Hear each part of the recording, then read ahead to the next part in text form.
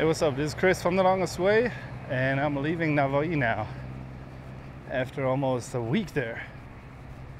We didn't plan on staying that long, but I don't know, it just felt really comfortable there ever since I got there.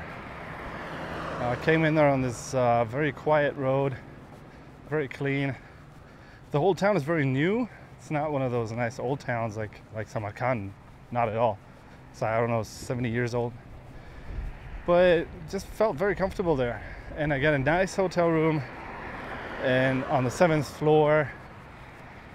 And there was like this shashlik stand right downstairs and this little garden thing in a park. So yeah, it was all good. Internet sucked, but there's virtually no place in this country where the internet doesn't suck. Well, Jizah, I remember. Jizah had good internet for some reason, right? Fantastic internet, actually. But all the others, they just suck. So I got some work done, and I tried to get a little bit of a tan on my balcony. Every day I would try like 40 minutes. You know, can't overdo it. Don't want to get all red. So that was nice. And then at some point I was ready to leave, but then I figured I had to proofread the translation, the Chinese translation of my newest book, which is called Neuschwanstein. Not Neuschwanstein, Neuschwanstein. And it's about me being part of a Chinese tour group in Europe.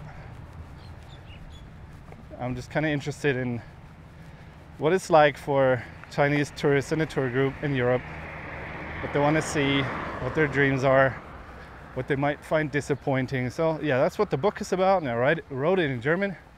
Now the Chinese translation is almost done, but I figured I'd better read it, see if anything was wrong. And well, I did that for 2 days. I'm a slow reader in Chinese. And now I'm on the road again. I'm not done with proofreading, but I needed to get going. I just felt after like a week or something, it just gets ridiculous. So I got on the road, and as you can see, I'm here on the sidewalk, which I don't feel very comfortable with because I don't like the sidewalk, because I don't trust it, right? But this is a pretty good sidewalk here. Down there. Anyway, I was gonna show you that. So I'm on the sidewalk, and I'm hoping that this sidewalk won't treat me badly, you know, with holes or whatever. And I'm on the sidewalk because the road is really busy. It's like a major road that connects Navoi to Bukhara, which is about 100 kilometers down that way. And I wasn't going to take this road. I really didn't want to. And I'd figured on the map that there's a smaller road down that way to the left there. And I was going to take that one. So I left Navoi and I started walking. And then I came into this kind of industrial zone, really like run down, old pipes, just like chimneys, just, you know, smokestacks, you know, just blowing it all up there. And I was like, oh, this is nice, you know, passing the industrial zone here. And at one point I take a picture, and then, you know what happens. I ended up spending 2 hours with the police, going all the way back. You know, I had to walk back all the way to Navoi, to their headquarters, and show them everything. I mean literally everything, and delete a bunch of pictures. And then I was good to go again. So here we are on the main road, on the sidewalk, just hoping that there's not gonna be anything that I'm not allowed to film or photograph here. How should you know? You know. Yeah, but anyway, it was all right. I've learned to kind of deal with these things. I'm not really good at it, but you learn. Здравствуйте. Because, you know, I don't really like authority, and I get a temper. So when stuff like that happens, I easily get mad. You know, and I go like, I have my rights too. Blah, blah, blah. I didn't do anything. Blah, blah. I didn't know. Blah, blah.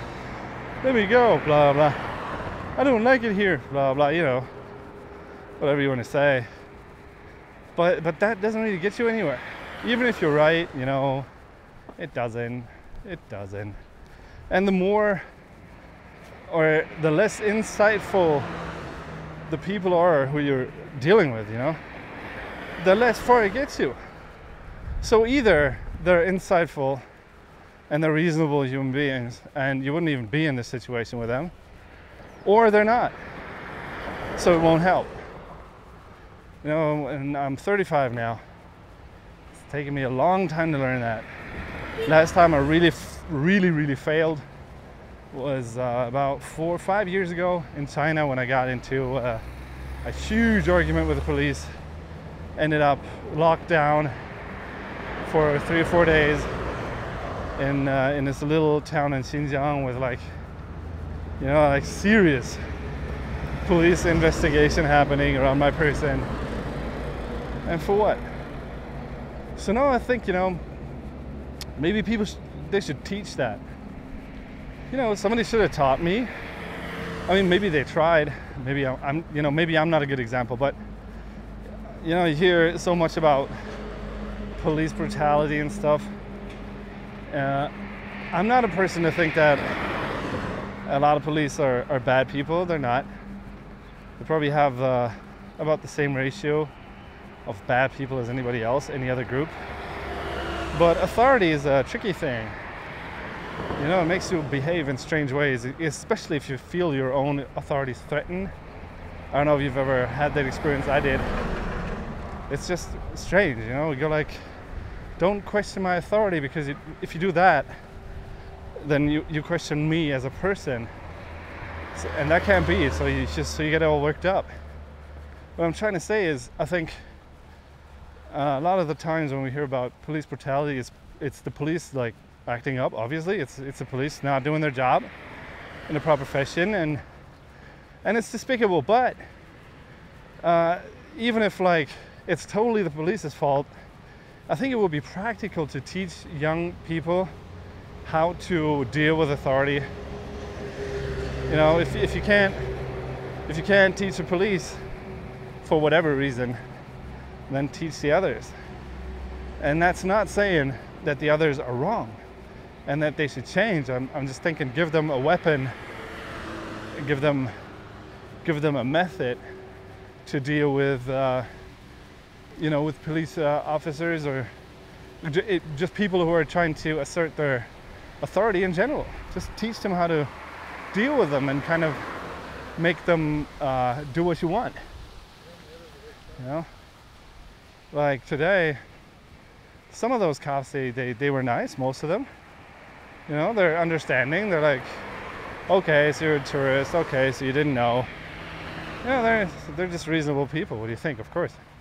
But some of them, you can feel it. You know, they're like, why do you take so many pictures anyway? What do you need those pictures for? Oh, so who pays you? You know, they got all these questions, and it's like, I get annoyed. But you don't have to be annoyed.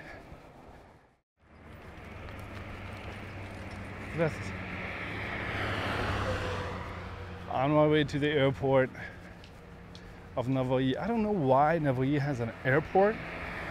It's really not the biggest place, you know. And it's really not that far from either Samarkand or Bukhara. It's like, you know, why would you need an airport if there's like another airport just 100 kilometers away and you're really little? But why not?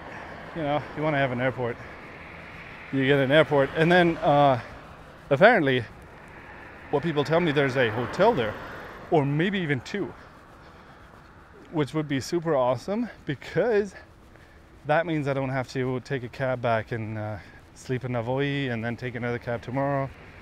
you know, because I have to sleep in hotels and get registered every night. So that would be good. And when I looked it up, apparently this Navoi airport is going to be like some sort of economic development zone or something that sounds very familiar to China, where you just go like, you know, I'm the government, I see this is not going anywhere, and I don't want to make any reforms, so I just kind of declare this and that place, this and that area as a special economic investment zone or whatever. And then if foreigners invest there, they get all kinds of tax breaks and they get the infrastructure. And for China, that has worked very well. Not everywhere, but most of the times. And here we'll see. I don't know. I mean, yeah, that's how it works. I like this place. I like Navoi. I like Uzbekistan. It's nice. They need more openness.